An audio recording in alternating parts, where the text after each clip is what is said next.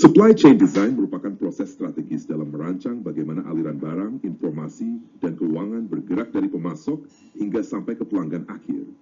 Desain rantai pasok yang tepat akan menentukan efisiensi, fleksibilitas, dan daya saing sebuah organisasi.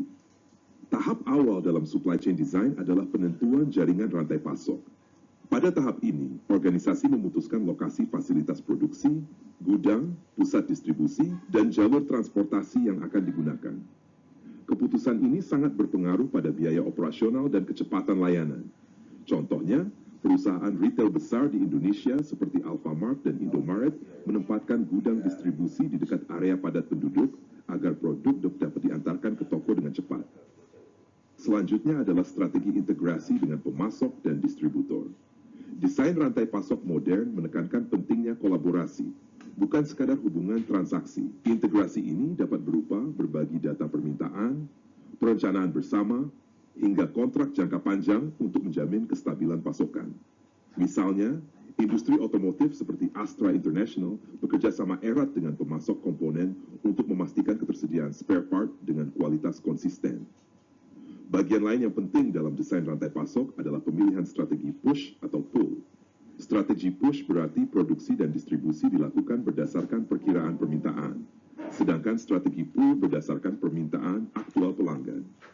Produk dengan masa simpan lama seperti semen lebih cocok menggunakan sistem push, sementara produk cepat busuk seperti sayuran segar di pasar modern menggunakan sistem pull agar tidak menimbulkan kelebihan stok.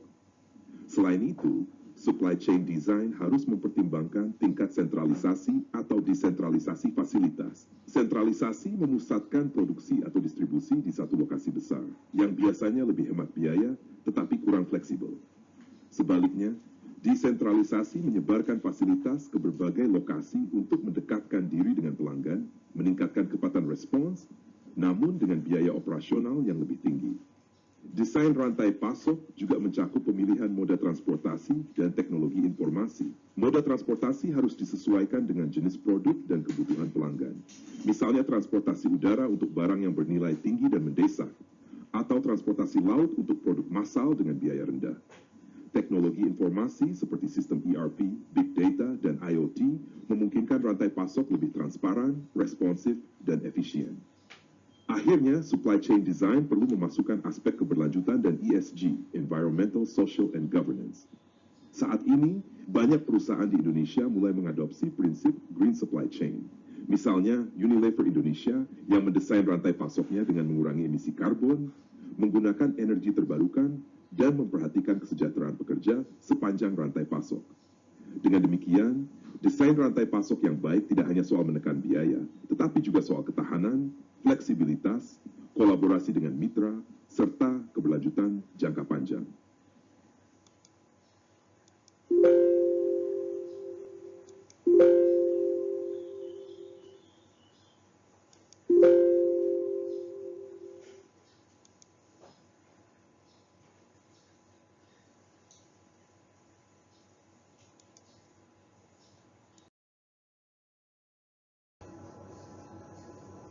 Pada sesi ini, pembahasan mengenai supply chain design diarahkan pada beberapa tujuan pembelajaran utama yang akan memperdalam pemahaman mahasiswa tentang bagaimana merancang dan mengelola rantai pasok global secara efektif. Pertama, penting untuk memahami konsep supply chain global. Rantai pasok tidak lagi hanya beroperasi dalam satu negara, tetapi melibatkan jaringan pemasok, produsen, distributor, dan pelanggan yang tersebar di berbagai belahan dunia. Dalam konteks ini, keputusan desain kunci seperti lokasi pabrik, distribusi gudang, dan jalur transportasi menjadi sangat strategis. Selain itu, perkembangan teknologi seperti blockchain juga membawa dampak besar karena dapat meningkatkan transparansi, keamanan, dan efisiensi dalam pertukaran informasi lintas negara. Kedua, manajer harus mampu mengidentifikasi trade-off atau pertukaran kepentingan dalam merancang supply chain. Misalnya, apakah lebih baik memproduksi sendiri atau melakukan outsourcing? Dan apakah lebih menguntungkan memproduksi di dalam negeri atau melakukan offshoring ke negara lain dengan biaya tenaga kerja lebih rendah? Setiap keputusan memiliki implikasi terhadap biaya, kecepatan, kualitas, dan risiko yang perlu dievaluasi secara hati-hati. Ketiga, dalam desain supply chain terdapat berbagai keputusan mengenai lokasi fasilitas. Penentuan lokasi pabrik, gudang, dan pusat distribusi membutuhkan analisis kriteria seperti biaya transportasi, kedekatan dengan pasar, serta ketersediaan tenaga kerja.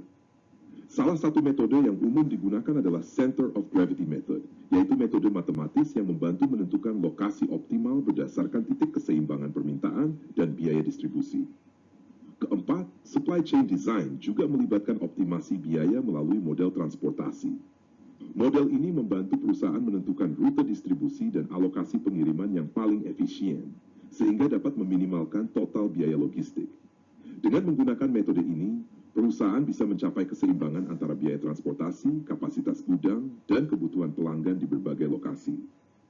Dengan memahami keempat aspek ini, supply chain global dan teknologi blockchain, trade-off design, keputusan lokasi fasilitas, serta transportasi, mahasiswa diharapkan mampu melihat bagaimana desain rantai pasok tidak hanya memengaruhi efisiensi biaya, tetapi juga keberlangsungan dan daya saing perusahaan di pasar global. Keputusan desain dalam supply chain melibatkan banyak aspek strategis yang harus diperhitungkan oleh manajer agar rantai pasok dapat berjalan efisien, responsif, dan berkelanjutan. Beberapa poin penting yang menjadi fokus dalam supply chain design decisions dapat dijelaskan sebagai berikut. 1. Strategi. Strategi rantai pasok berhubungan dengan bagaimana perusahaan menentukan prioritas kompetitif. Apakah lebih menekankan biaya rendah, kecepatan layanan, fleksibilitas, atau keberlanjutan? Misalnya, perusahaan multinasional perlu menyesuaikan segi rantai pasok agar tetap relevan dengan perbedaan budaya, tingkat industrialisasi, dan kebutuhan pasar di berbagai negara. 2. Kontrol dalam supply chain menyangkut bagaimana perusahaan mengelola aliran informasi dan keuangan. Apakah kontrol dilakukan secara terpusat atau terdesentralisasi? Isu penting di sini adalah keamanan data pelanggan dan pembayaran di sepanjang rantai pasok. 3. Location. Pemilihan lokasi fasilitas adalah keputusan yang sangat strategis. Lokasi pusat riset, pabrik, gudang, call center, serta distribution center akan memengaruhi biaya, kecepatan layanan, dan nilai yang diberikan kepada pelanggan. Misalnya, perusahaan retail menempatkan gudang di kota besar untuk mempercepat distribusi. 4. Sustainability. Isu keberlanjutan kini menjadi fokus global. Supply chain design harus memperhatikan aspek ekonomi, lingkungan, dan sosial. Hal ini mencakup penggunaan energi terbarukan, pengurangan emisi karbon, hingga memperhatikan kesejahteraan tenaga kerja. Teknologi, pemanfaatan teknologi modern seperti cloud system, IoT, big data, dan blockchain membuat supply chain lebih transparan dan responsif. Namun, hal ini juga menimbulkan pertanyaan mengenai perlindungan hak kekayaan intelektual, data, dan keamanan teknologi. Digital content. Integrasi konten digital dalam supply chain semakin penting, terutama dengan berkembangnya e-commerce. Perusahaan perlu memikirkan bagaimana data digital terhubung dengan barang dan layanan yang diperdagangkan, serta bagaimana kolaborasi dengan pelanggan global dapat dilakukan dengan aman. Sourcing. Sourcing mencakup keputusan dari siapa perusahaan membeli bahan baku, komponen, atau subassembly. Keputusan ini menyangkut kualitas, harga, risiko keterlambatan, serta bagaimana menangani return atau recall. 8. Logistics and Transportation. Logistik dan transportasi berhubungan dengan pemilihan moda transportasi terbaik, kapal, udara, kereta, truk, untuk menekan biaya sekaligus meningkatkan kecepatan dan keandalan pengiriman. Hal ini juga menyangkut sistem dokumentasi, keamanan, serta kepatuhan bea cukai. Outsourcing. Banyak perusahaan kini melakukan outsourcing, baik secara domestik maupun internasional. Pertanyaan kuncinya adalah aktivitas mana yang sebaiknya di-outsource, ke siapa, dan bagaimana risiko dari ketergantungan pada pihak ketiga bisa dikelola. 10. Managing risk. Rantai pasok penuh dengan risiko, keterlambatan pengiriman, kerusakan barang, fluktuasi harga, atau bahkan gangguan global seperti pandemi. Perusahaan harus memiliki rencana mitigasi risiko agar rantai pasok tetap berjalan. 11. Measuring performance. Pengukuran kinerja supply chain harus jelas. Indikator yang digunakan bisa mencakup lead time, tingkat pelayanan, biaya logistik, serta keberlanjutan. Transparansi data keuangan dan rekam jejak pemasok juga menjadi bagian dari evaluasi kinerja rantai pasok global.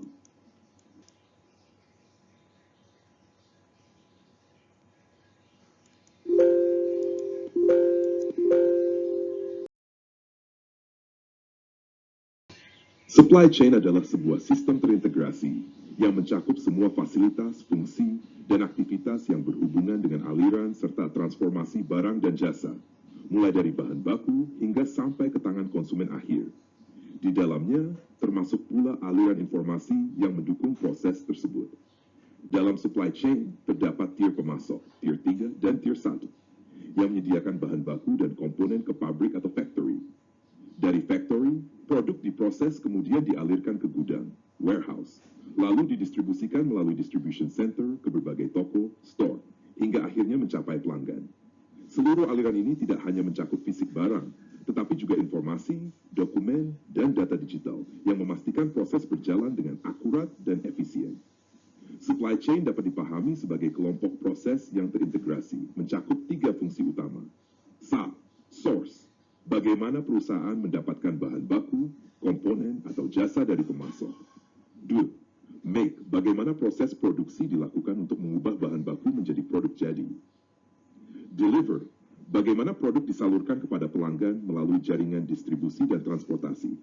Dengan demikian, supply chain bukan hanya sekadar aliran barang, tetapi juga mencakup koordinasi menyeluruh dari pemasok, produsen, distributor, hingga konsumen akhir.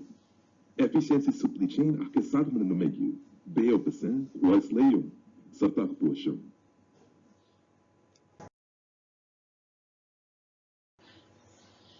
Rantai pasok untuk denim jeans memberikan gambaran jelas bagaimana sebuah produk sederhana yang sering kita pakai sehari-hari ternyata melalui proses panjang dan melibatkan banyak pihak di berbagai negara. Supply chain ini dibagi dalam beberapa tier, mulai dari pemasok bahan baku hingga akhirnya sampai konsumen di toko retail global. Tier 3, pemasok bahan baku. Tahap awal dimulai dari pemasok kapas. Misalnya kapas berasal dari China, Amerika Serikat, atau India. Selain itu, bahan pewarna seperti indigo dye juga dipasok dari negara seperti China atau India. Pada tahap ini, aktivitas utama adalah menanam, memanen, dan menyiapkan kapas atau pewarna untuk dikirim ke proses berikutnya. Tier 2, pemrosesan bahan kapas yang sudah dipanen kemudian diolah menjadi benang, thread, atau bahan baku lain yang dibutuhkan. Pemasok di China, India, dan negara lain memproduksi benang, sementara pabrik tekstil mengubah kapas menjadi kain denim. Di tahap ini ada proses produksi, pemintalan, pencelupan, dan penjadwalan, scheduling, untuk memastikan kapasitas produksi sesuai permintaan pasar. Tier 1, produksi denim jeans. Setelah kain denim siap, tahap berikutnya adalah proses produksi jeans itu sendiri di negara seperti Amerika Serikat, China, atau India. Kain dipotong, dijahit, diberi label, dan melalui quality control sebelum dikemas untuk dikirim. Dari sini, aktivitas logistik dimulai. Jeans dikirim melalui moda transportasi seperti kapal laut, pesawat, atau truk menuju gudang, dan distribution center di berbagai belahan dunia. Misalnya di AS, Prancis, atau Hong Kong. Distribusi dan jeans yang sudah berada di distribution center kemudian dialokasikan ke berbagai toko retail di seluruh dunia. Di tahap ini, perusahaan harus mengelola inventory dengan baik agar tidak terjadi kekurangan stok, stock out, atau kelebihan stok. Aktivitas shipping, inventory management, dan demand planning dilakukan secara simultan, dibantu teknologi informasi yang memantau pergerakan barang. Akhirnya, jeans sampai ke tangan pelanggan di toko retail global. Permintaan pelanggan, customer demand, terus dipantau agar supply chain bisa menyesuaikan produksi dan distribusi sesuai tren pasar. Inti supply chain denim jeans: 1. Source, kapas dan pewarna dari berbagai negara. Make, produksi benang, kain denim, hingga jeans jadi. Deliver, distribusi global melalui gudang, distribution center, dan toko retail. Rantai pasok ini menunjukkan kompleksitas globalisasi. Sebuah celana jeans bisa melibatkan bahan baku dari India, proses pewarnaan dari China, produksi di AS, dan akhirnya dijual di Eropa atau Asia Tenggara. Efisiensi dan kolaborasi di sepanjang rantai ini menjadi kunci agar jeans tersedia di pasar dengan harga terjangkau dan kualitas yang konsisten.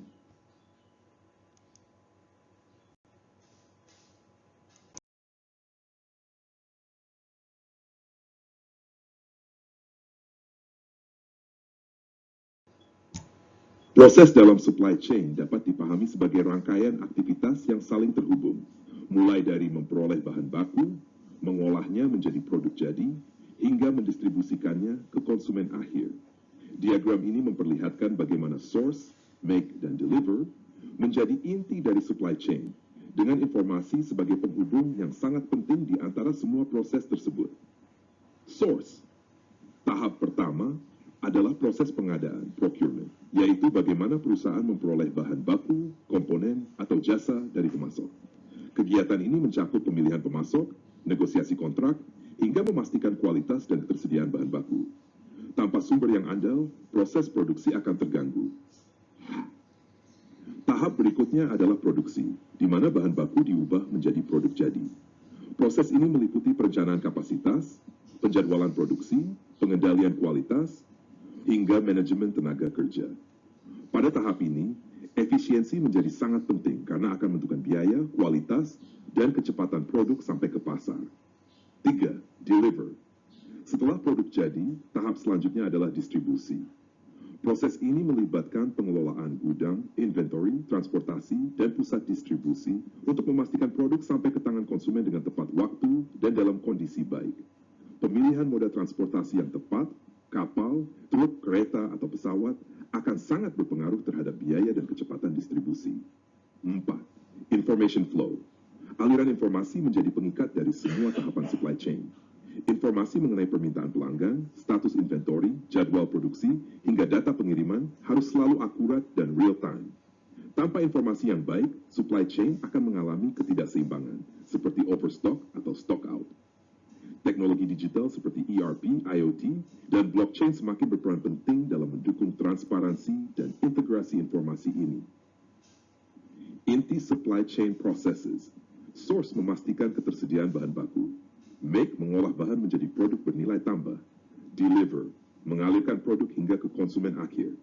Information menjaga keterhubungan dan koordinasi di setiap tahap. Dengan integrasi keempat elemen ini, supply chain dapat berjalan efisien, responsif, mampu nilai tambah pelanggan, sekaligus menjaga keunggulan kompetitif perusahaan.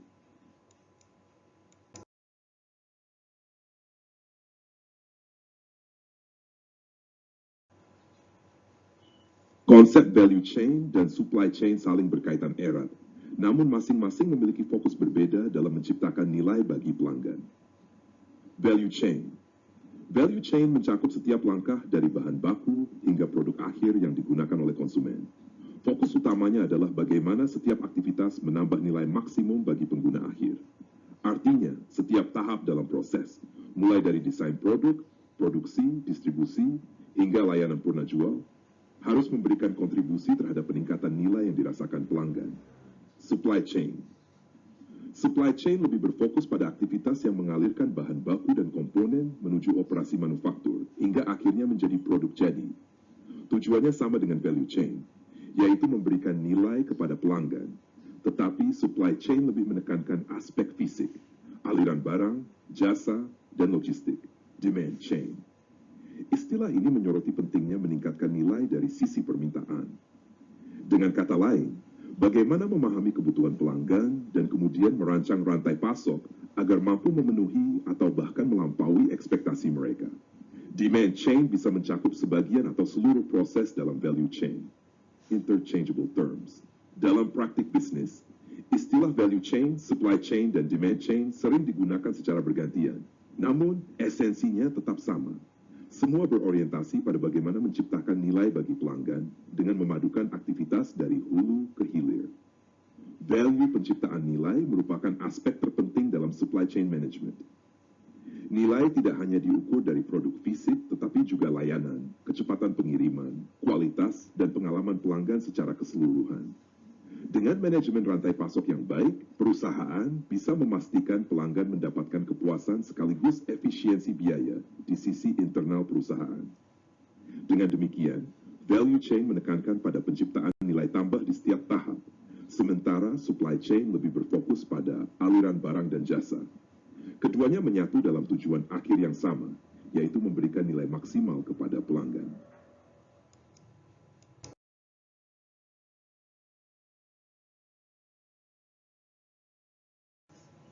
Supply Chain Management SCM adalah proses mengelola aliran informasi di sepanjang rantai pasok dengan tujuan mencapai tingkat sinkronisasi yang tinggi. Sinkronisasi ini membuat rantai pasok lebih responsif terhadap kebutuhan pelanggan, sekaligus menekan biaya operasional. Dengan kata lain, SCM bukan hanya tentang memindahkan barang dari satu titik ke titik lain, tetapi tentang bagaimana seluruh jaringan, pemasok, produsen, distributor, hingga pengecer dapat bekerja selaras. Fungsi utama SCM mengintegrasikan 3 aliran penting. 1. Aliran barang, mulai dari bahan baku, produk setengah jadi, hingga barang jadi ke konsumen. Aliran informasi, data permintaan, inventory, status pengiriman, serta jadwal produksi. Aliran keuangan, pembayaran, kredit, dan informasi harga yang mendukung kelancaran transaksi. Dengan mengelola ketiga aliran ini secara terintegrasi, perusahaan dapat memberikan layanan yang lebih cepat, akurat, dan hemat biaya kepada pelanggan. Kunci efektivitas SCM, informasi, aliran data yang akurat, real time, dan transparan menjadi dasar pengambilan keputusan. Tanpa informasi yang baik, rantai pasok akan mengalami keterlambatan, kelebihan stok, atau kekurangan stok. 2. Komunikasi. Semua pihak dalam rantai pasok harus saling berkomunikasi secara intensif, baik internal maupun eksternal, agar koordinasi lebih lancar. 3. Kerjasama keberhasilan SCM sangat bergantung pada kolaborasi, bukan hanya transaksi. Pemasok, produsen, dan distributor harus saling mendukung untuk mencapai tujuan bersama. 4. Kepercayaan. Tanpa adanya rasa saling percaya, kolaborasi jangka panjang sulit terwujud. Kepercayaan menciptakan komitmen, mengurangi konflik, serta memperkuat hubungan dalam rantai pasok. Inti SCM menekankan keseimbangan antara responsivitas terhadap kebutuhan pelanggan dan efisiensi biaya. Dengan SCM yang efektif, perusahaan dapat memastikan produk tersedia pada waktu yang tepat, di lokasi yang tepat, dengan kualitas yang sesuai, serta dengan biaya yang kompetitif.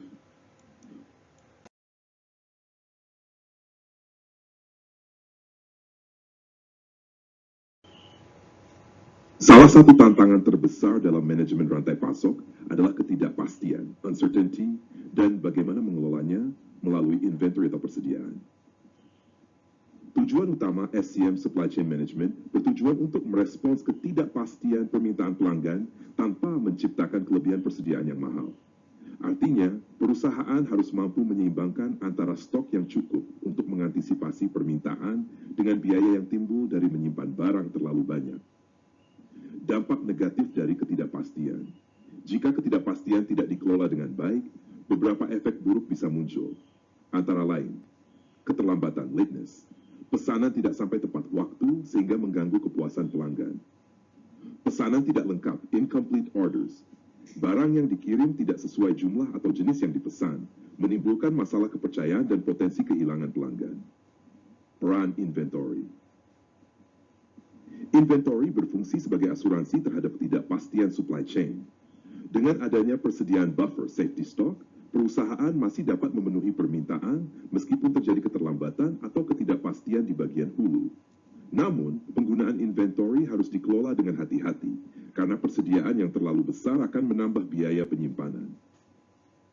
Faktor penyebab ketidakpastian. Ada beberapa faktor yang berkontribusi terhadap ketidakpastian dalam rantai pasok. 1. Peramalan permintaan yang tidak akurat. Salah prediksi kebutuhan pasar dapat menimbulkan kekurangan atau kelebihan stok. 2. Lead time yang panjang dan bervariasi.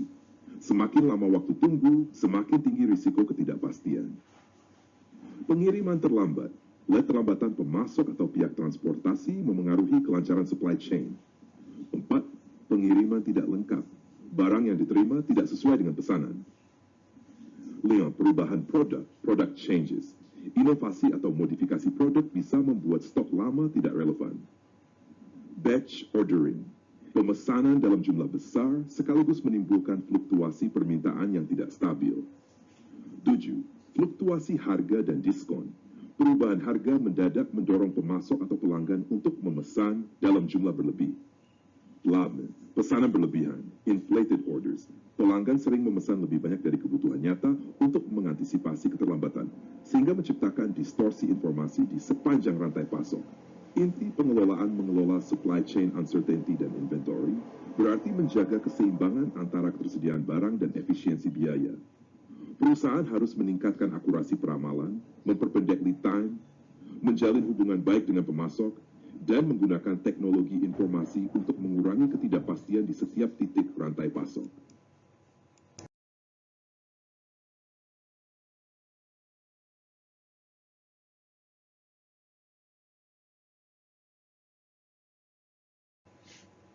Bullwhip effect adalah fenomena dalam manajemen rantai pasok ketika variasi kecil dalam permintaan konsumen di ujung hilir menjadi semakin besar ketika bergerak ke arah hulu dalam rantai pasok.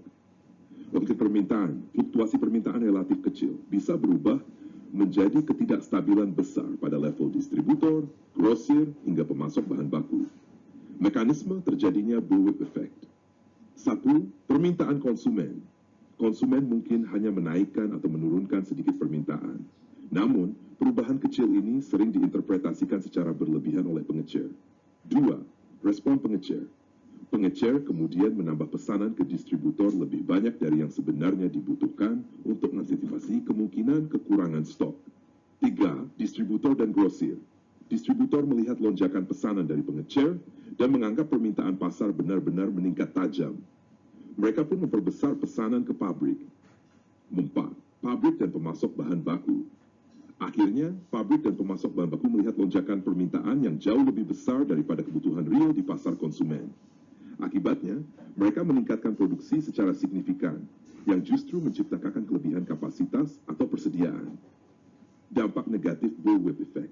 Kelebihan persediaan, overstocking, perusahaan menanggung biaya penyimpanan yang tinggi, kekurangan persediaan. Ketika peramalan salah arah, konsumen justru tidak mendapatkan produk tepat waktu. Inefisiensi produksi, perubahan mendadak pada kapasitas produksi, meningkatkan biaya operasional. Hubungan dengan pemasok terganggu. Pemasok menghadapi fluktuasi pesanan yang ekstrem dan sulit diprediksi. Penyebab utama bullwhip effect, forecasting yang berlebihan berdasarkan data permintaan jangka pendek. Batch ordering atau pemesanan dalam jumlah besar sekaligus, bukan secara bertahap. Promosi dan diskon harga yang menciptakan lonjakan permintaan sementara. Kurangnya koordinasi informasi antar level supply chain, sehingga setiap pihak mengambil keputusan berdasarkan asumsi sendiri. Cara mengurangi bullwhip effect. 1. Meningkatkan transparansi informasi dengan berbagi data permintaan secara real-time antara pengecer, distributor, dan pemasok. 2. Collaborative Planning, Forecasting and Replenishment, CPFR, untuk sinkronisasi perencanaan permintaan. 3. Mengurangi lead time agar respons terhadap permintaan lebih cepat dan tidak berlebihan. 4. Menggunakan sistem pemesanan yang lebih sering dalam jumlah kecil, bukan batch besar. Mengelola promosi dengan bijak agar tidak menciptakan lonjakan permintaan semu. Bullwhip effect menjadi tantangan klasik dalam supply chain management. Solusi terbaik adalah integrasi informasi dan koordinasi antar mitra, sehingga seluruh pihak dalam rantai pasok memiliki pemahaman yang sama tentang permintaan real di pasar.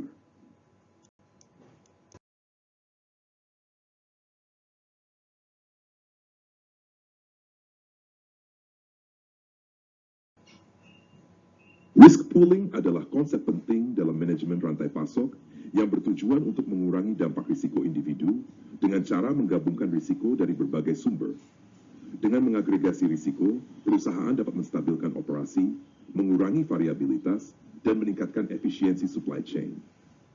Prinsip dasar risk pooling. Risiko dalam supply chain sering muncul karena ketidakpastian permintaan, keterlambatan pengiriman, atau fluktuasi pasar. Ketika risiko ditangani secara terpisah di setiap lokasi atau unit, dampaknya bisa sangat besar. Namun, jika risiko dikumpulkan dan dikelola secara bersama-sama, efek negatifnya dapat diminimalkan. Bentuk penerapan persediaan, inventory consolidation. Daripada menyimpan stok di banyak gudang kecil, perusahaan bisa menggabungkannya di lokasi pusat. Dengan begitu, kebutuhan dari berbagai area dapat dipenuhi dari stok yang sama, sehingga mengurangi risiko kekurangan atau kelebihan barang di satu lokasi. 2. Mengurangi variabilitas produk dan komponen. Dengan menyederhanakan desain produk dan mengurangi jumlah komponen yang berbeda, risiko terkait perubahan atau kekurangan material dapat ditekan. Misalnya, menggunakan standar komponen yang bisa dipakai di beberapa lini produk.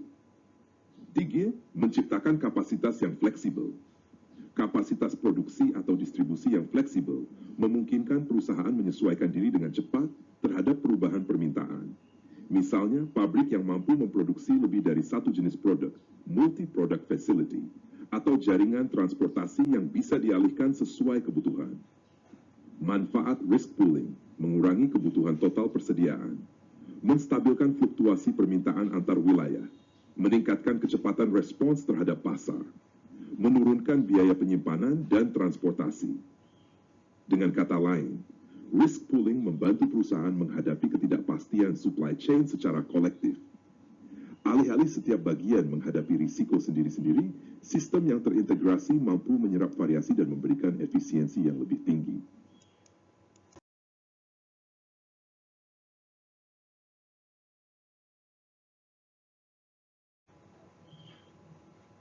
Green supply chains adalah konsep yang mengintegrasikan prinsip keberlanjutan ke dalam manajemen rantai pasok.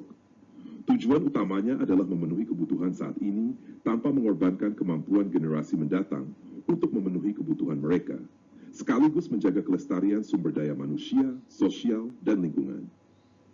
Prinsip Green Supply Chains, sustainability, menekankan keseimbangan antara keuntungan ekonomi, tanggung jawab sosial, dan kelestarian lingkungan.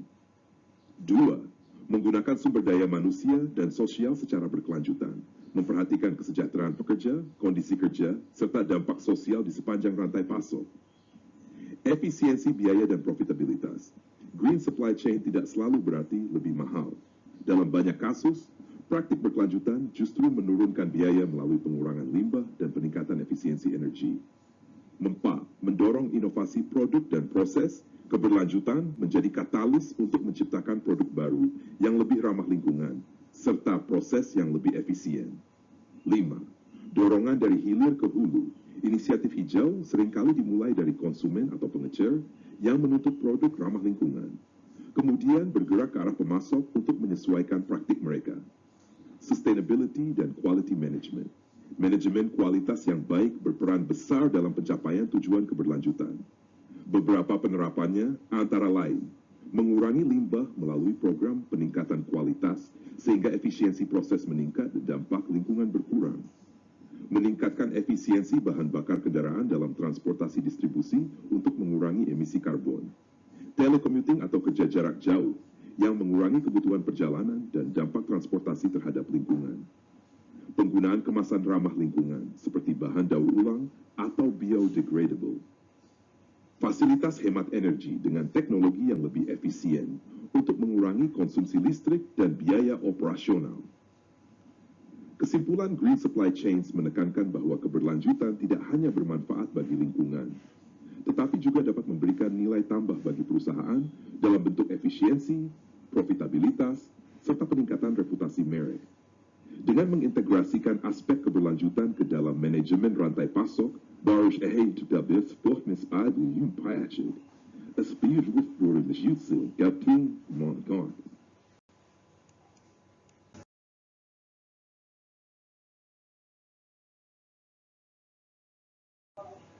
Teknologi informasi menjadi enabler utama dalam supply chain, karena menghubungkan semua aspek rantai pasok, mempercepat aliran data, serta meningkatkan koordinasi antara pemasok, produsen, distributor, dan pelanggan. Peran teknologi informasi dalam supply chain. Information as a link. Informasi menjadi penghubung yang menyatukan seluruh aktivitas supply chain, mulai dari sourcing, produksi, hingga distribusi. Tanpa aliran informasi yang akurat dan real-time, keputusan dalam rantai pasok akan tidak sinkron dan berisiko menimbulkan inefisiensi. E-business. Banyak proses bisnis fisik kini digantikan oleh proses elektronik. Contohnya adalah e-commerce yang memungkinkan transaksi dan manajemen supply chain dilakukan lebih cepat, transparan, dan hemat biaya. Electronic Data Interchange.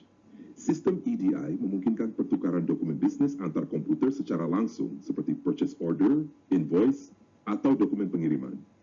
Hal ini mengurangi kesalahan manual sekaligus mempercepat proses administrasi. Barcode dan point of sale. Teknologi barcode dan POS menciptakan catatan transaksi secara instan. Data penjualan dari kasir otomatis masuk ke sistem inventory, sehingga perusahaan bisa langsung mengetahui jumlah stok yang berkurang dan memicu replenishment. Teknologi pendukung supply chain Radio Frequency Identification, RFID memungkinkan pelacakan barang secara otomatis melalui gelombang radio. Produk bisa dikirim dengan label FID, lalu dibaca oleh scanner, sehingga informasi posisi dan status barang langsung diperbarui ke sistem. Internet memberikan akses komunikasi langsung antara perusahaan dengan pemasok, pelanggan, dan mitra bisnis di seluruh dunia. Informasi bisa dibagikan secara real-time dari status pengiriman hingga permintaan pasar terbaru. Build to Order, BTO. Model BTO memungkinkan perusahaan memproduksi barang sesuai pesanan pelanggan sell to customers. Melalui internet, komunikasi dengan pelanggan dan pemasok menjadi intensif, sehingga mengurangi risiko kelebihan stok. Kesimpulan, teknologi informasi adalah tulang punggung dalam supply chain modern. Dengan EDRFID, e-business, hingga internet, perusahaan dapat meningkatkan sinkronisasi, efisiensi, dan transparansi. Hasil akhirnya adalah supply chain yang lebih responsif terhadap kebutuhan pelanggan, dengan biaya operasional yang lebih rendah, dan tingkat kepuasan pelanggan yang lebih tinggi.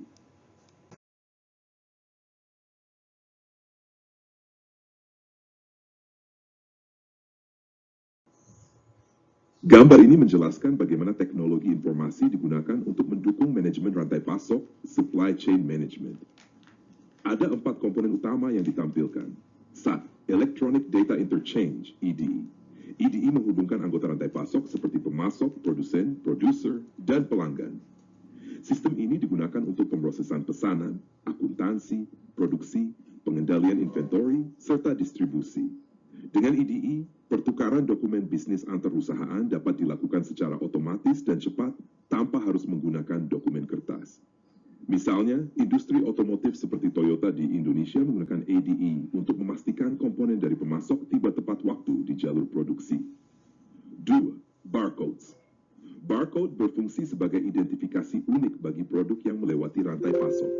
Informasi yang terkandung mencakup deskripsi produk, nomor item, asal dan tujuan, prosedur penanganan, biaya hingga nomor pesanan. Dengan pemindaian barcode, perusahaan bisa melacak posisi produk secara instan. Contohnya, di supermarket Alfamart atau Indomaret, setiap transaksi tercatat otomatis melalui barcode sehingga stok dapat dikendalikan dengan lebih akurat. 3. Radio Frequency Identification, RFID. RFID menggunakan gelombang radio untuk mentransfer data antara scanner dan sebuah objek, misalnya paket atau kontainer. Teknologi ini memungkinkan inventory dipantau secara real-time tanpa perlu pemindaian manual. Perusahaan logistik besar seperti JNE atau Pos Indonesia dapat memanfaatkan RFID untuk melacak paket pelanggan secara lebih akurat selama perjalanan. Internet. Internet memungkinkan perusahaan berkomunikasi dengan pemasok, pelanggan, penyedia jasa transportasi, dan bisnis lain di seluruh dunia secara instan. Misalnya, sebuah pabrik garment di Bandung dapat berhubungan langsung dengan pembeli di Eropa atau Amerika Serikat, menyesuaikan pesanan, bahkan memantau status pengiriman melalui sistem berbasis internet. Keempat teknologi ini, EDI, barcode, RFID, dan internet, membentuk tulang punggung digital supply chain modern. Implementasinya di Indonesia, baik di retail, manufaktur, maupun logistik, membantu perusahaan meningkatkan efisiensi, mengurangi kesalahan, dan mempercepat arus bank transformasi.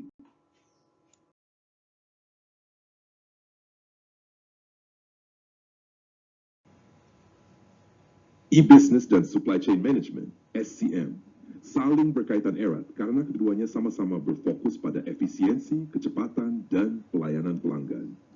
Dengan memanfaatkan teknologi digital, e-business memperkuat kinerja supply chain modern, transparan, dan global. Manfaat e-business dalam SCM. 1. Penghematan biaya transaksi. Proses yang biasanya dilakukan secara manual, kini bisa dilakukan secara elektronik. Hal ini mengurangi biaya administrasi, dokumen fisik, serta waktu transaksi. 2. Pengurangan peran intermediary. Perantara dalam rantai distribusi berkurang karena produsen bisa langsung berinteraksi dengan pelanggan atau pemasok melalui platform digital. 3. Respons supply chain lebih cepat. E-business memperpendek waktu respons, mulai dari pemesanan, pengolahan, hingga pengiriman, karena data dan informasi dapat ditransfer secara real-time. Jangkauan lebih luas dan visibilitas tinggi. Perusahaan dapat hadir di pasar global tanpa perlu mendirikan banyak cabang fisik. Kehadiran digital meningkatkan visibilitas merek sekaligus memperluas akses pelanggan. Nilai tambah untuk pelanggan. Pilihan yang lebih beragam. Konsumen memiliki lebih banyak opsi produk dan informasi untuk membuat keputusan yang lebih tepat. Pelayanan yang lebih baik. Teknologi memungkinkan pelacakan pesanan, layanan pelanggan online, hingga personalisasi produk. Peran data dan analisis e-business memungkinkan pengumpulan serta analisis data pelanggan dalam jumlah besar. Informasi ini mencakup preferensi, pola pembelian, dan perilaku konsumen yang bisa digunakan untuk merancang strategi pemasaran, mengelola inventory, dan menyesuaikan supply chain secara lebih akurat.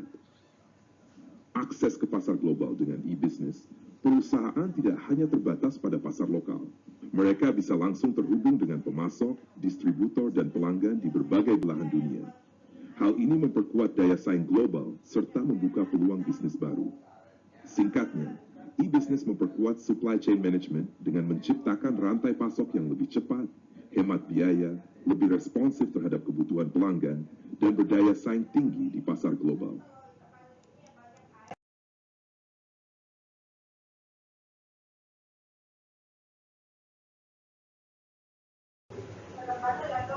Electronic Data Interchange dan barcode merupakan dua teknologi penting yang memperkuat efisiensi dan efektivitas dalam manajemen rantai pasok. Electronic Data Interchange adalah sistem pertukaran dokumen antar komputer dalam format standar yang memungkinkan proses pembelian, pengiriman, dan penerimaan dilakukan secara otomatis tanpa perlu dokumen fisik. Implementasi ADE dapat meningkatkan pelayanan pelanggan karena data dapat diproses dengan cepat dan akurat, mengurangi kebutuhan kertas, serta meningkatkan produktivitas. Selain itu, sistem ini juga mampu memperbaiki proses penagihan, menekan biaya administrasi, dan mengurangi dampak bullwhip effect melalui peningkatan berbagi informasi di sepanjang rantai pasok. Barcodes berfungsi sebagai sistem pengumpulan data otomatis dengan menyimpan informasi identitas produk yang dapat dipindai secara cepat. Teknologi ini menyediakan informasi pelacakan secara instan sehingga pergerakan produk dapat dimonitor secara real-time. Penerapan barcode di titik penjualan point of sale memungkinkan penciptaan data yang dapat memperbarui catatan inventory, mengidentifikasi tren penjualan, memesan material, menjadwalkan pesanan, hingga merencanakan pengiriman barang. Dengan demikian, barcode tidak hanya meningkatkan akurasi data inventory, tetapi juga memberikan dasar analitis untuk pengambilan keputusan yang lebih baik. Kombinasi ADE dan barcode memperkuat integrasi rantai pasok melalui otomatisasi, transparansi, dan kecepatan dalam arus informasi maupun barang. Hal ini mendukung tujuan utama supply chain management, yaitu menciptakan dan penerapan informasi yang efisien dari hulu hingga hilir untuk memenuhi kebutuhan biaya yang optimal.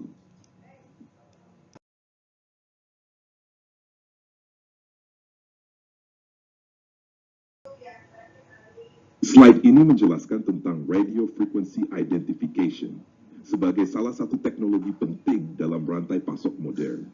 RFID bekerja dengan memanfaatkan gelombang radio untuk mentransfer data dari sebuah chip ke perangkat pembaca. Berbeda dengan barcode yang memerlukan pemindaian visual, RFID memungkinkan proses identifikasi dilakukan secara otomatis tanpa perlu garis pandang langsung.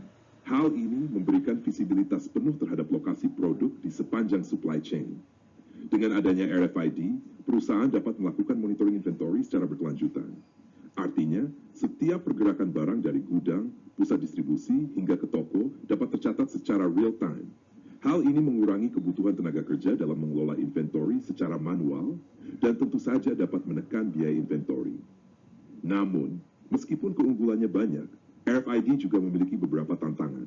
Pertama, standar RFID hingga saat ini belum seragam, sehingga sulit digunakan secara universal antar sistem yang berbeda. Kedua, integrasi data antar platform kadang masih menjadi masalah, membuat tracking lintas perusahaan atau lintas negara tidak selalu lancar. Sebagai contoh, di Indonesia beberapa perusahaan retail besar mulai menggunakan RFID untuk mengelola stok pakaian dan produk fashion. Teknologi ini mempermudah pengecekan stok barang di toko tanpa harus menghitung satu persatu. Sementara di sektor logistik, RFID dipakai untuk melacak kontainer di Pelabuhan Tanjung Priok, sehingga mengurangi risiko kehilangan dan mempercepat proses distribusi. Dengan kata lain, RFID menjadi kunci dalam mewujudkan supply chain yang lebih efisien, transparan, dan responsif. Meskipun tantangannya masih ada, arah masa depan jelas akan semakin mengintegrasikan teknologi ini ke dalam manajemen operasi perusahaan.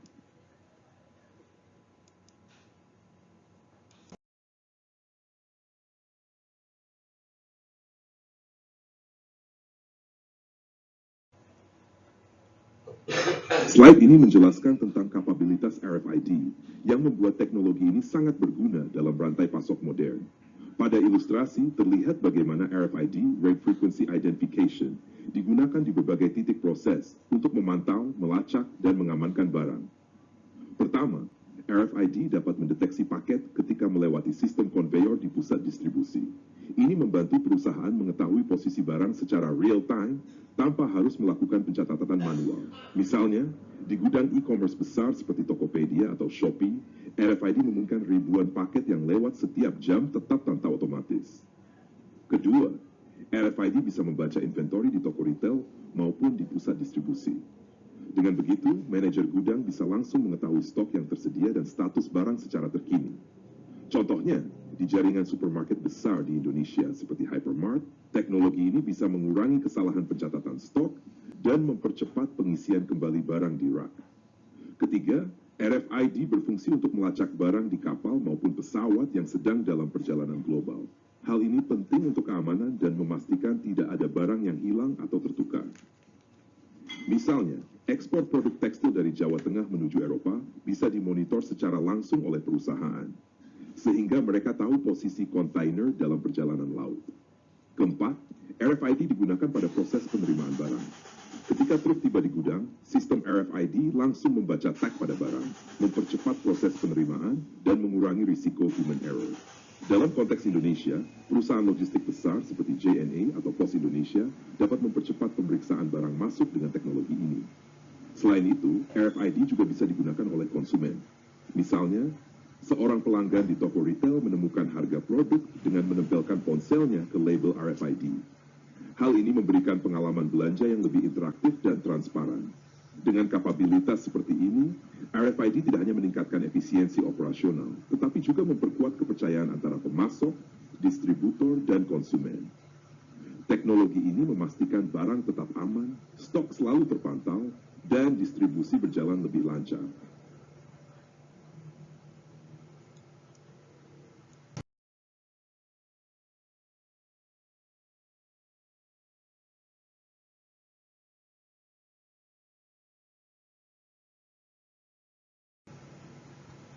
Slide ini membahas supply chain integration, yaitu bagaimana seluruh elemen dalam rantai pasok saling terhubung dan bekerja sama untuk meningkatkan efisiensi, menurunkan biaya, serta memberikan layanan yang lebih baik kepada pelanggan. Pertama, integrasi rantai pasok sangat bergantung pada berbagi informasi antar anggota supply chain. Dengan adanya keterbukaan informasi, efek bullwhip dapat dikurangi, artinya fluktuasi permintaan yang membesar di sepanjang rantai bisa ditekan. Informasi yang cepat juga membantu mendeteksi masalah sejak dini, memungkinkan respon yang lebih cepat, dan membangun kepercayaan antar mitra bisnis. Contohnya, industri FMCG di Indonesia, seperti Unilever atau Indofood, menggunakan sistem informasi terpadu dengan distributor dan retailer untuk memantau permintaan harian sehingga stok selalu terjaga. Kedua, terdapat aspek perencanaan kolaboratif, peramalan, pengisian ulang, dan desain. Dengan melakukan perencanaan bersama, perusahaan bisa menekan biaya material, logistik, maupun operasional. Kapasitas juga bisa dimanfaatkan lebih optimal, dan layanan kepada pelanggan meningkat.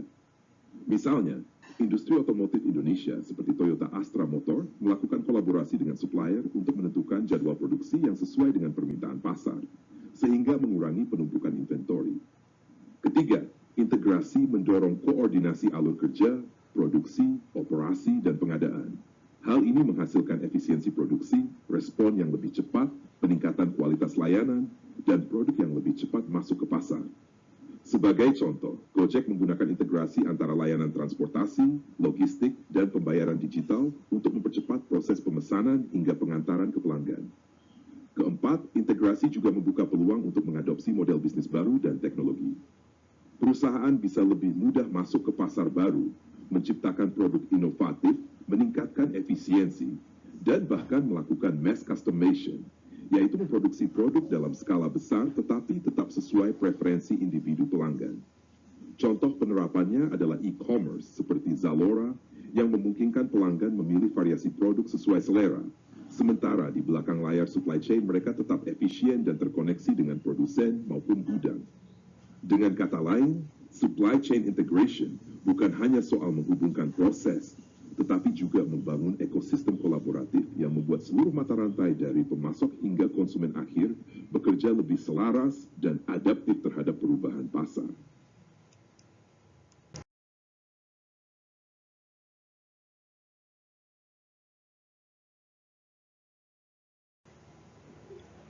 Slide ini membahas Collaborative Planning, Forecasting, and Replenishment, CPFR, yaitu sebuah pendekatan kolaboratif di mana dua atau lebih perusahaan dalam rantai pasok menyatukan perkiraan permintaan mereka menjadi satu rencana terpadu untuk memenuhi kebutuhan pelanggan secara lebih akurat dan efisien. CPFR bertujuan agar semua pihak yang terlibat, mulai dari produsen, distributor, hingga retailer, tidak bekerja dengan data yang terpisah-pisah, melainkan berbagi informasi secara elektronik, sehingga keputusan yang diambil lebih sinkron. Beberapa bentuk pertukaran informasi dalam CPFR antara lain, tren penjualan masa lalu, data historis digunakan untuk memahami pola permintaan, misalnya apakah ada lonjakan pada musim tertentu. Data point of sale, POS, informasi dari transaksi kasir langsung terkirim ke produsen agar mereka tahu produk mana yang laku keras di pasar. Inventory yang ada, stok yang tersedia di gudang atau toko menjadi acuan apakah perlu dilakukan replenishment, pengisian kembali. Promosi yang dijadwalkan, informasi mengenai rencana diskon atau kampanye pemasaran dibagikan agar pemasok siap dengan kapasitas tambahan. Ramalan forecast, estimasi permintaan di masa depan yang disusun bersama-sama sehingga lebih dekat dengan kenyataan. Di Indonesia, penerapan CPFR sudah terlihat di sektor retail modern. Misalnya, Alfamart dan Indomaret bekerja sama dengan produsen FMCG seperti Indofood atau Unilever. Data penjualan dari ribuan gerai mereka dikirimkan secara elektronik ke produsen, sehingga produsen tahu kapan harus meningkatkan produksi dan kapan harus mengurangi, sesuai pola permintaan pasar. Dengan CPFR, perusahaan tidak hanya menekan biaya penyimpanan, tetapi juga mengurangi risiko kehabisan stok di toko. Pada akhirnya, konsumen merasakan ketersediaan produk yang lebih konsisten dan layanan yang lebih baik.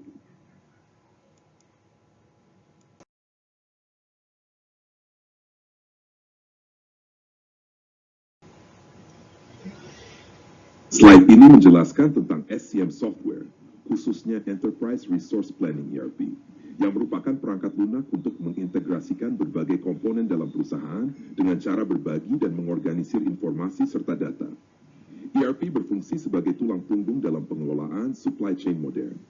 Dengan ERP, seluruh departemen dalam perusahaan, mulai dari keuangan, produksi, logistik, hingga penjualan, bisa terhubung dalam satu sistem terpadu.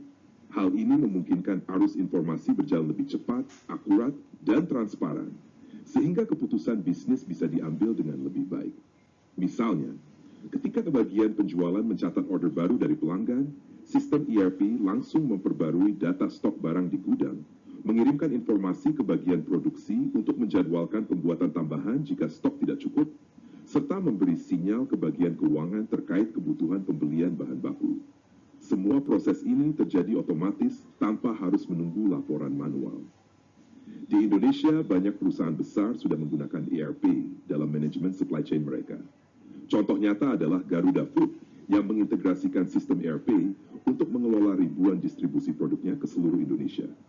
Begitu juga perusahaan-perusahaan BUMN seperti Pertamina atau Telkom yang menggunakan ERP untuk mengoptimalkan rantai pasok, mulai dari perencanaan, pengadaan, distribusi, hingga layanan pelanggan.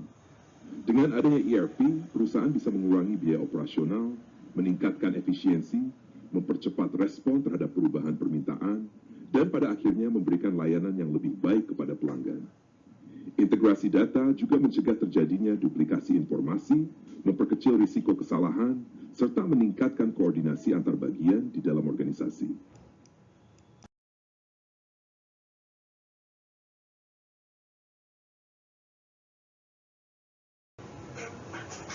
Slide ini memberikan contoh perhitungan nyata dari Key Performance Indicator KPI dalam manajemen rantai pasok, khususnya inventory turns, keputaran persediaan, dan days of supply, hari persediaan. Kasus yang digunakan adalah Tomahawk Motorcycle Company, sebuah perusahaan manufaktur sepeda motor. Data yang tersedia adalah sebagai berikut.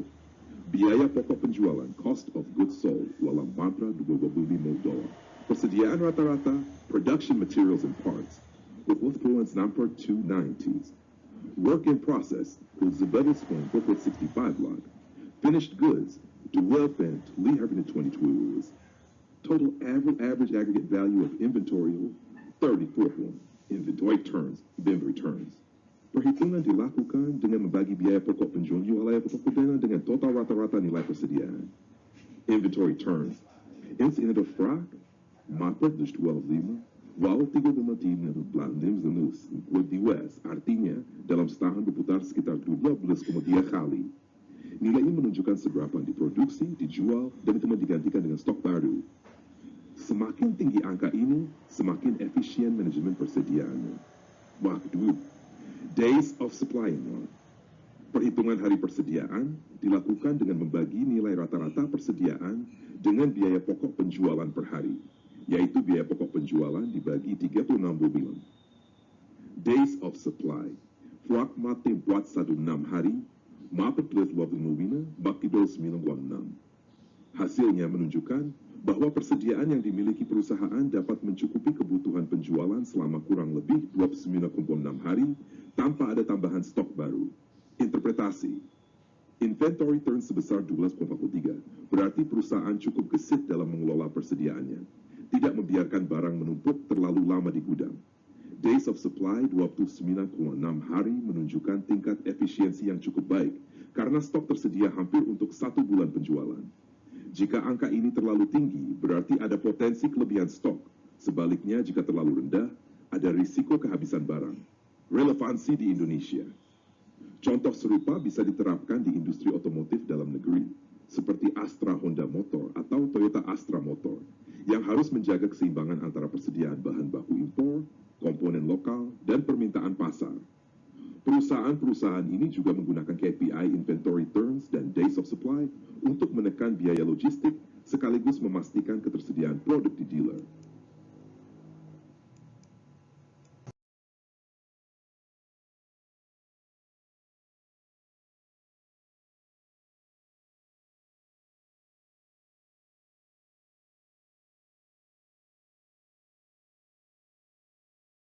Jadi dari Tomahawk Motorcycle Company yang membuat motor ini, dari data-data yang telah disajikan dapat disimpulkan sebagai berikut, yaitu satu, nilai inventory turnover-nya adalah 12,3, di mana berarti perusahaan cukup cepat memutar persediaannya sehingga modal tidak terlalu lama terikat dalam bentuk stok. Sedangkan nilai supply, days of supply-nya 30 hari, menunjukkan bahwa stok tersedia hampir 1 bulan.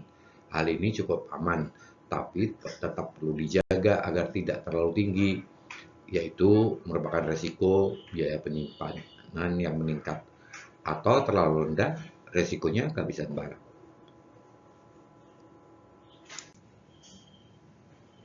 Slide ini membahas tentang Process Control and Score, Supply Chain Operations Reference, yaitu sebuah kerangka kerja yang digunakan secara luas untuk mendiagnosis, menganalisis, dan meningkatkan kinerja rantai pasok lintas industri. Model SCORE disusun dengan 5 elemen utama. 1. Plan, aktivitas perencanaan untuk menyeimbangkan permintaan dan kapasitas, termasuk forecasting dan perencanaan kapasitas. 2. Source, proses mendapatkan bahan baku atau input, baik dari pemasok internal maupun eksternal. D. Make, aktivitas produksi atau transformasi dari input menjadi produk jadi. Deliver, kegiatan distribusi produk kepada pelanggan, termasuk transportasi, manajemen order, dan pergudangan. 5. Return, proses pengembalian barang, baik dari pelanggan maupun ke pemasok, misalnya karena defect atau daur ulang. Enable, fungsi pendukung yang memastikan semua aktivitas supply chain dapat berjalan, misalnya sistem informasi, manajemen kualitas, dan compliance. Proses control dalam supply chain. Proses control tidak hanya berlaku untuk operasi manufaktur, tetapi juga bisa diterapkan dalam semua proses supply chain. Misalnya pada tahap sourcing, perusahaan bisa menetapkan standar kualitas bahan baku yang masuk. Pada tahap delivery, perusahaan bisa menerapkan kontrol terhadap ketepatan waktu pengiriman agar sesuai SLA, Service Level Agreement. Dengan adanya kontrol proses, supply chain menjadi lebih konsisten, efisien, dan mampu merespon masalah lebih cepat. Peran SCORE dalam supply chain. Model SCORE yang dikembangkan oleh Supply Chain Council berfungsi sebagai alat diagnostik lintas industri. Dengan SCORE, perusahaan dapat membandingkan kinerja supply chain mereka dengan standar industri, mengidentifikasi titik lemah dalam rantai pasok, misalnya waktu siklus terlalu lama atau tingkat pengembalian produk tinggi, merancang inisiatif perbaikan berbasis proses agar lebih terarah dan terukur. Contoh penerapan di Indonesia. Dalam industri retail modern, seperti Alfamart atau Indomaret, penerapan SCORE dapat membantu meningkatkan efisiensi distribusi dari gudang ke ribuan gerai. Elemen plan memastikan ketersediaan stok berdasarkan demand forecast. Source menghubungkan dengan ribuan pemasok. Make berkaitan dengan repackaging produk di pusat distribusi. Deliver terkait transportasi last mile. Sementara return digunakan untuk produk rusak atau kadaluarsa. Dengan pendekatan SCORE, perusahaan memiliki kerangka standar untuk mengukur, mengendalikan, sekaligus memperbaiki rantai pasok mereka, sehingga lebih adaptif dan kompetitif.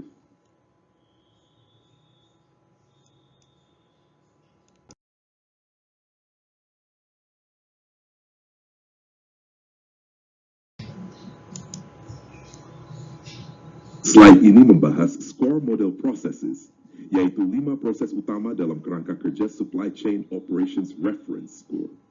Model ini membantu perusahaan memahami, menganalisis, dan meningkatkan kinerja rantai pasok mereka dengan memecahnya menjadi tahapan yang jelas dan terstruktur. PAN.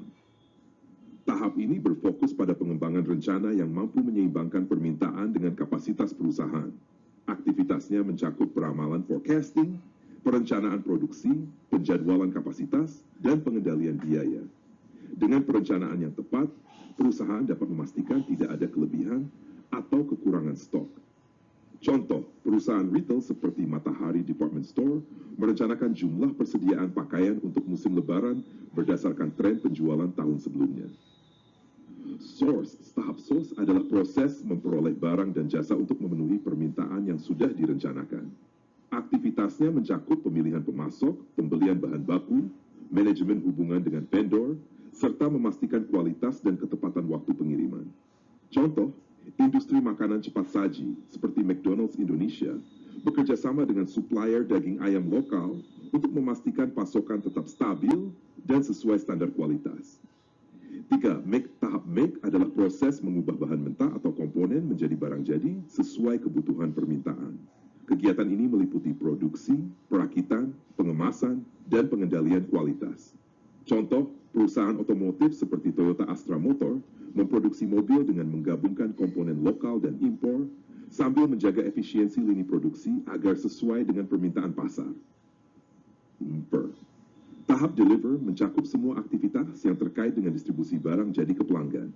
Di dalamnya termasuk manajemen pesanan, order management, transportasi, logistik, pergudangan, dan penagihan.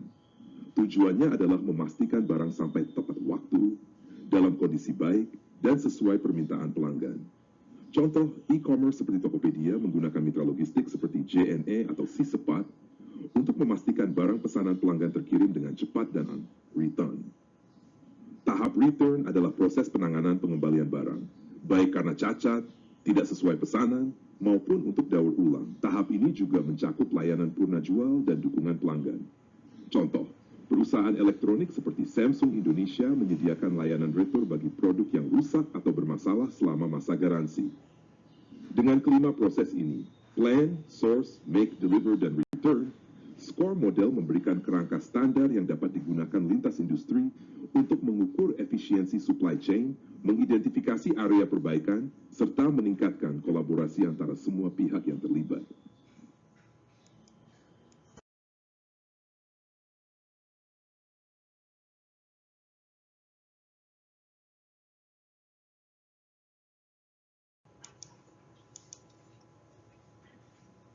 Slide ini membahas tentang Score Performance Metrics, yaitu indikator kinerja yang digunakan dalam kerangka kerja SCORE, Supply Chain Operations Reference, untuk menilai efektivitas dan efisiensi supply chain. MAC metric ini terbagi dalam dua kategori besar, Customer Facing, berorientasi pelanggan, dan Internal Facing, berorientasi internal perusahaan. Customer Facing.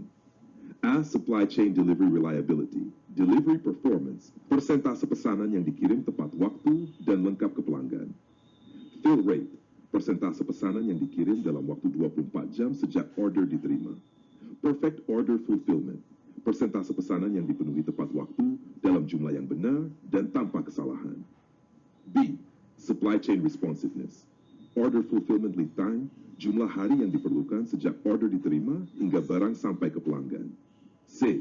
Supply Chain Flexibility, Supply Chain Response Time, jumlah hari yang dibutuhkan supply chain untuk merespon lonjakan permintaan yang tidak terencana. Production Flexibility, jumlah hari yang diperlukan untuk menyesuaikan kenaikan 20% permintaan tanpa menimbulkan biaya tambahan yang signifikan. Kedua, Internal Facing. A. Supply Chain Cost, Supply Chain Management Cost, biaya langsung dan tidak langsung yang dikeluarkan untuk mengelola rantai pasok. Cost of Goods Sold, biaya langsung dari material dan tenaga kerja untuk menghasilkan produk atau jasa. Value Added Productivity, produktivitas bersih, yaitu nilai tambah yang dihasilkan dibandingkan dengan sumber daya yang digunakan. Warranty Returns Processing Cost, biaya langsung dan tidak langsung untuk menangani retur dan klaim garansi. Supply Chain Asset Management Efficiency, Cash to Cash Cycle Time, jumlah hari yang dibutuhkan untuk mengubah investasi di persediaan menjadi arus kas melalui penjualan. Inventory Days of Supply, jumlah hari kas perusahaan tertahan dalam bentuk persediaan. Asset Turns, berapa kali total aset termasuk modal kerja dan aset tetap berputar dalam menghasilkan penjualan dalam satu periode. Interpretasi metrik-metrik SCORE ini memberikan pandangan menyeluruh tentang kinerja supply chain dari perspektif pelanggan maupun internal. Dari sisi pelanggan, indikator seperti ketepatan pengiriman, kecepatan pemenuhan pesanan, dan fleksibilitas produksi berhubungan langsung dengan kepuasan konsumen. Dari sisi internal, fokusnya ada pada biaya, produktivitas, dan efisiensi penggunaan aset. Sebagai contoh, perusahaan logistik seperti JNE atau C-Cepat mungkin menekankan pada delivery performance dan order fulfillment lead time. Sedangkan perusahaan manufaktur seperti Unilever Indonesia lebih menyoroti production flexibility dan supply chain cost untuk memastikan efisiensi operasional. Dengan mengukur semua aspek ini secara konsisten, perusahaan dapat mengidentifikasi area yang masih lemah dan menetapkan strategi perbaikan yang terukur.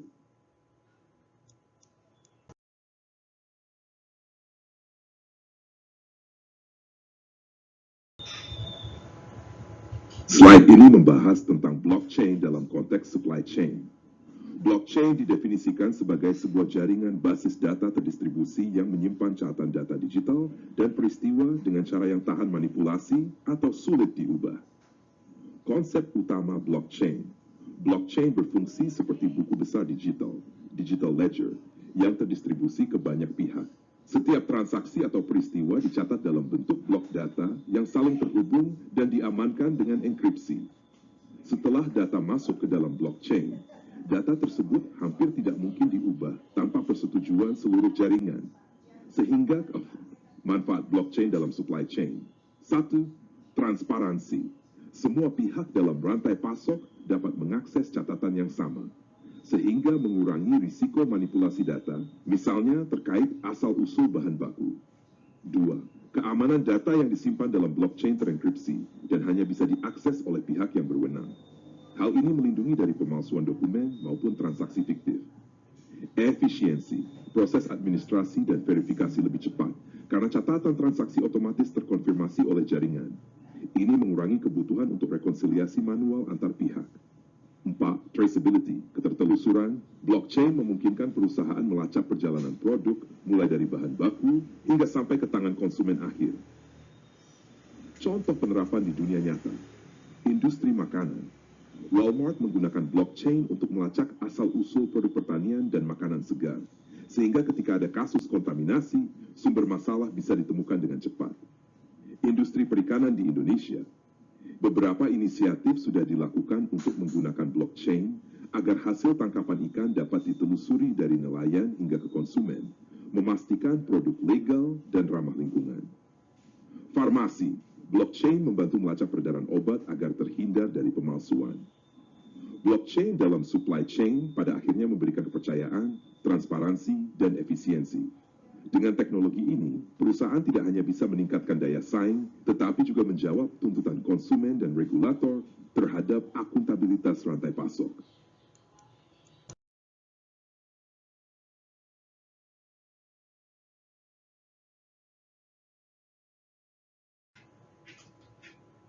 Slide ini membahas konsep push-pull supply chain, yaitu strategi kombinasi dalam manajemen rantai pasok yang menentukan bagaimana produk bergerak dari pemasok hingga sampai ke konsumen.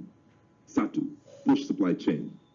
Pada sistem push, produk diproduksi terlebih dahulu berdasarkan prediksi permintaan, lalu didorong push ke pasar melalui dealer atau distributor.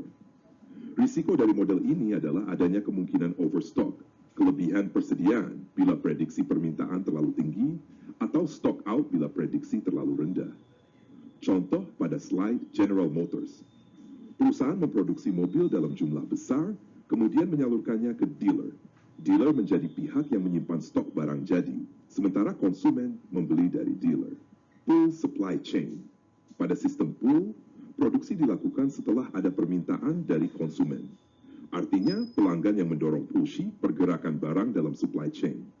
Model ini menekan risiko persediaan berlebih tetapi membutuhkan fleksibilitas tinggi pada proses produksi. Contoh pada slide, Dell Inc. Dell memproduksi komputer berdasarkan pesanan pelanggan. Persediaan komponen ada di supplier, dan Dell merakit produk sesuai konfigurasi yang diminta konsumen. 3. Push-pull boundary. Seringkali perusahaan menggunakan kombinasi strategi push dan pull. Bagian push biasanya ada di hulu supply chain, seperti produksi komponen dan pengiriman ke gudang atau dealer. Bagian pull ada di hilir, yaitu ketika konsumen memesan produk akhir. Relevansi dalam konteks Indonesia. Industri otomotif di Indonesia, seperti Toyota dan Honda, lebih banyak menggunakan model push karena mobil diproduksi dalam jumlah besar lalu disalurkan ke dealer. Industri e-commerce seperti Tokopedia atau Shopee cenderung menggunakan model pull karena barang baru bergerak setelah ada order pelanggan. Beberapa sektor mulai mengadopsi model hibrida. Misalnya, perusahaan pakaian Erigo menyimpan stok bahan baku push, tetapi produksi dan distribusi besar dilakukan ketika ada pesanan dari pelanggan. Dengan memahami perbedaan ini, perusahaan dapat menyesuaikan strategi supply chain mereka berdasarkan jenis produk, pola permintaan, dan tingkat ketidakpastian pasar.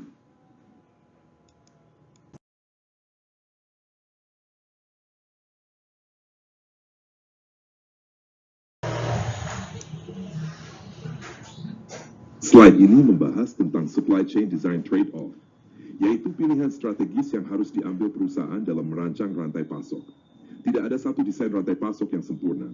Setiap keputusan selalu melibatkan kompromi antara efisiensi, kecepatan, fleksibilitas, dan biaya. Efficient and responsive supply chains. Perusahaan perlu memilih apakah rantai pasoknya akan fokus pada efisiensi atau pada responsivitas.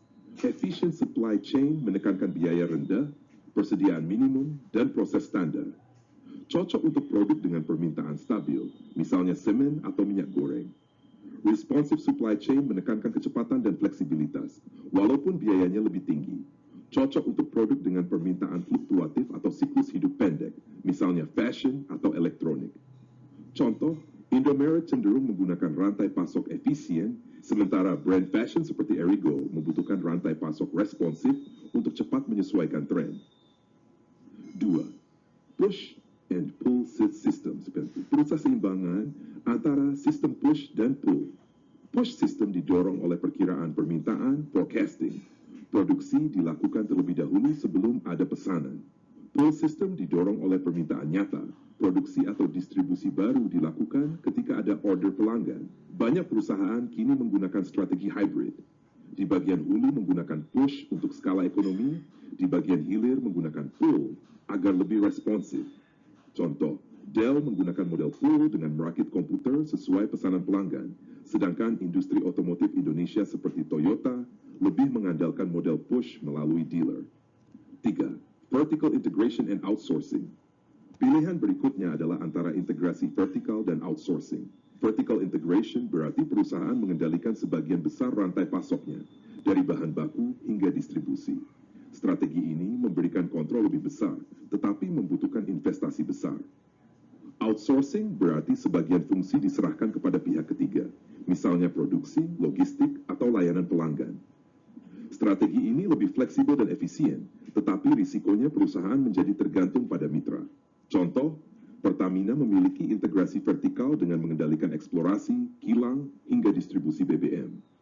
Sementara itu, perusahaan e-commerce seperti Tokopedia lebih mengandalkan outsourcing pada jasa logistik seperti JNE, JNT, atau Sisepat. Secara keseluruhan, trade-off dalam desain supply chain sangat menentukan daya saing perusahaan. Pemilihan strategi harus disesuaikan dengan karakteristik produk, perilaku konsumen, dan kondisi pasar, agar supply chain tetap efisien, sekaligus mampu merespon perubahan dengan cepat.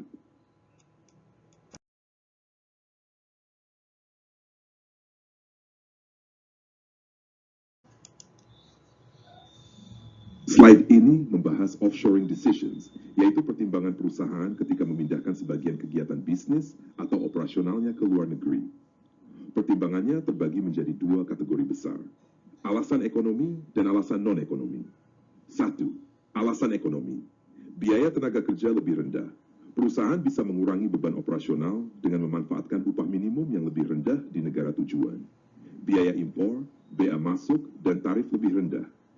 Relokasi bisa mengurangi beban pajak perdagangan internasional. Biaya modal lebih rendah, termasuk bunga pinjaman, fasilitas investasi, atau insentif pajak dari negara tujuan.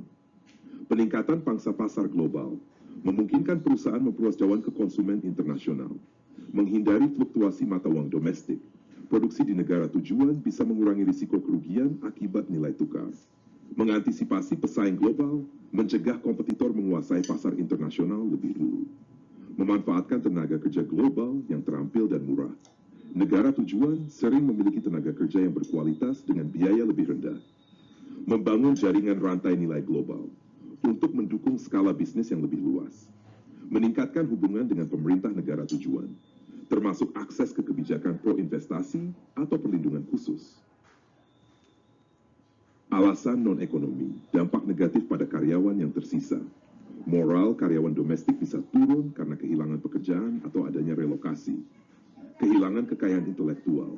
Ada risiko bocornya rahasia dagang atau teknologi penting. Kehilangan kendali proses inti. Beberapa aktivitas strategis bisa sulit diawasi dari jarak jauh. Ketergantungan pada sumber pasokan asing. Meningkatkan risiko jika rantai pasok global terganggu. Kendala regulasi lingkungan. Negara tujuan mungkin memiliki aturan longgar, tapi bisa menimbulkan kritik atau risiko hukum di masa depan. Ketidakstabilan politik.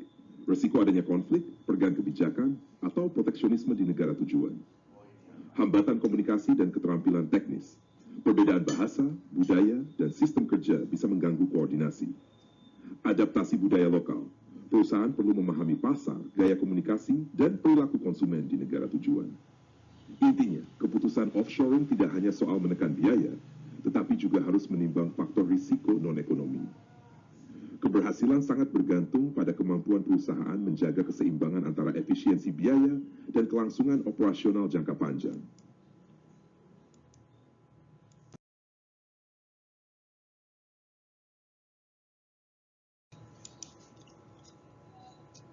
Slide ini menjelaskan rantai nilai global dari Inditex, perusahaan induk dari merek terkenal seperti Zara yang menekankan kecepatan dan fleksibilitas dalam merespons tren pasar. Narasinya sebagai berikut. Rantai nilai global Inditex dimulai dari data pasar regional, informasi pelanggan, dan tren pemain mode, yang kemudian dikonsolidasikan di kantor pusat desain di La Coruna. Tim desain ini menggunakan data tersebut untuk merancang produk yang sesuai dengan permintaan pelanggan secara real-time.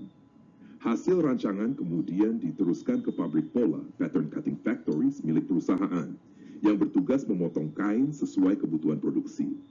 Setelah itu, proses dilanjutkan ke pabrik penjahitan dan finishing, baik regional maupun global. Dari titik ini, produk siap dikirim dengan cepat ke toko retail di seluruh dunia.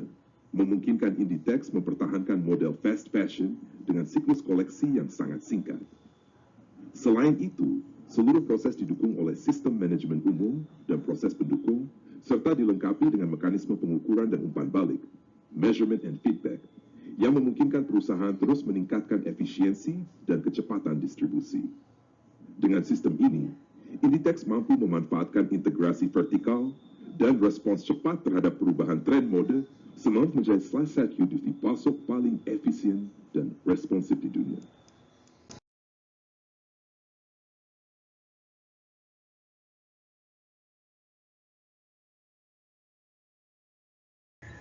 Slide ini membahas location decision atau keputusan pemilihan lokasi, yang merupakan faktor krusial dalam manajemen rantai pasok. Pemilihan lokasi tidak hanya menentukan biaya operasional, tetapi juga memengaruhi kemampuan perusahaan dalam melayani pasar dengan efektif. Keputusan ini mempertimbangkan berbagai faktor yang terbagi ke dalam 5 kategori utama. 1. Location factors. Faktor ini mencakup akses pelanggan, permintaan dan pasar, kemampuan mempertahankan tenaga kerja, ketersediaan tenaga kerja terampil, biaya tenaga kerja, lokasi pesaing, serta volume lalu lintas di sekitar lokasi. Semua aspek ini menentukan seberapa mudah perusahaan dapat menjangkau pelanggan dan mengoperasikan bisnis secara berkelanjutan. 2. Transportation factors meliputi jarak minimum ke pasar dan sumber pasokan, kecukupan moda transportasi darat, laut, udara, biaya transportasi, serta visibilitas lokasi dari jalur utama. Selain itu, faktor kemampuan parkir dan kenyamanan perjalanan bagi karyawan maupun pelanggan juga penting dipertimbangkan. 3. Utilities factors. Faktor ini terkait dengan ketersediaan sumber energi dan utilitas, seperti pasokan bahan bakar listrik, air, biaya energi lokal, serta kemampuan komunikasi. Biaya dan regulasi terkait utilitas juga memengaruhi kelayakan lokasi. Climate, community environment, and quality of life factors. Faktor sosial dan lingkungan yang berpengaruh mencakup kondisi perumahan, sekolah, iklim, universitas, fasilitas kesehatan, biaya hidup, hingga sikap komunitas lokal. Hal ini penting karena berkaitan dengan daya tarik lokasi bagi karyawan dan kualitas hidup mereka. LEAM, State and Local Legal and Political Factors. Faktor hukum dan politik termasuk pajak penghasilan, kebijakan pajak lokal, kesempatan iklan, insentif pajak, aturan zonasi, serta peraturan keselamatan dan kesehatan kerja. Faktor ini menentukan stabilitas dan kelancaran operasional jangka panjang. Secara keseluruhan, keputusan lokasi merupakan hasil evaluasi menyeluruh terhadap kombinasi faktor ekonomi, sosial, politik, serta operasional yang akan menentukan daya saing perusahaan di pasar.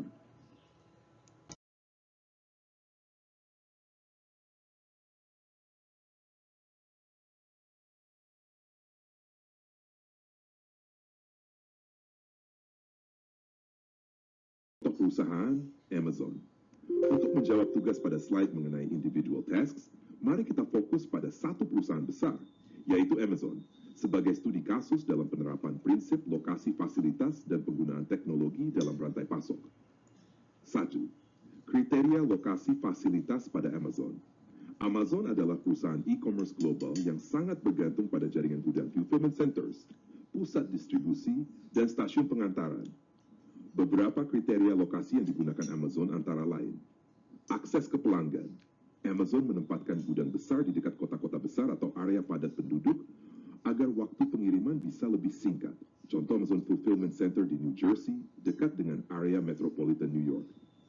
Akses transportasi. Gudang dipilih di dekat akses jalan raya utama, bandara, atau pelabuhan.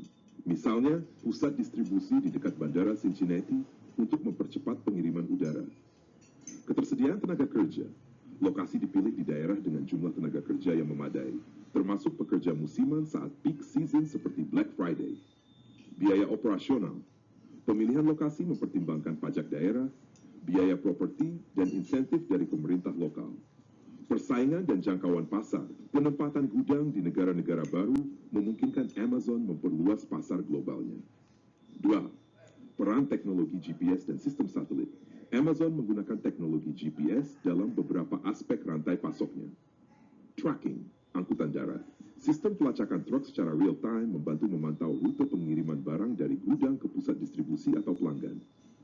Distribusi makanan dan barang cepat saji, Amazon Fresh dan Whole Foods, GPS membantu menjaga jadwal distribusi produk segar agar tetap sesuai waktu. Manufaktur dan produksi melalui mitra pemasok. Informasi GPS dipakai untuk memantau kedatangan bahan baku tepat waktu dari pemasok ke pusat produksi. Layanan darurat dan logistik medis, contoh saat pandemi COVID-19. Amazon menggunakan teknologi navigasi untuk mendukung distribusi alat kesehatan dengan efisiensi tinggi. Nomor 3, aplikasi model optimisasi Amazon juga memanfaatkan model optimisasi dalam perencanaan rantai pasok. Optimisasi lokasi gudang. Menggunakan model matematis untuk menentukan lokasi optimal dari pusat distribusi baru berdasarkan permintaan pelanggan dan biaya transportasi. Perencanaan inventory. Dengan algoritma machine learning, Amazon dapat memprediksi permintaan pelanggan sehingga barang populer ditempatkan lebih dekat ke area dengan tingkat pembelian tinggi. Pengiriman terakhir, last mile delivery, mengoptimalkan rute kurir Amazon Flex dan Prime Arrow agar biaya rendah dan waktu pengiriman singkat. Artikel terkait banyak ditemukan di jurnal seperti Interfaces atau Analytics Magazine yang menyoroti bagaimana model optimisasi dan teknologi data digunakan untuk mengefisienkan rantai pasok. Contoh nyata, Amazon Prime Delivery Program. Amazon Prime menjadi salah satu contoh sukses penerapan strategi lokasi dan optimisasi rantai pasok. Gudang ditempatkan dekat konsumen untuk mendukung layanan pengiriman same-day delivery. Sistem GPS dan real-time tracking memberikan transparansi penuh kepada pelanggan. Model optimisasi membantu memastikan inventory tepat tersedia di lokasi yang tepat. Dengan demikian, Amazon mampu menjaga keunggulan kompetitifnya melalui kombinasi pemilihan lokasi strategis, pemanfaatan teknologi canggih, dan penerapan model optimisasi dalam manajemen rantai pasok.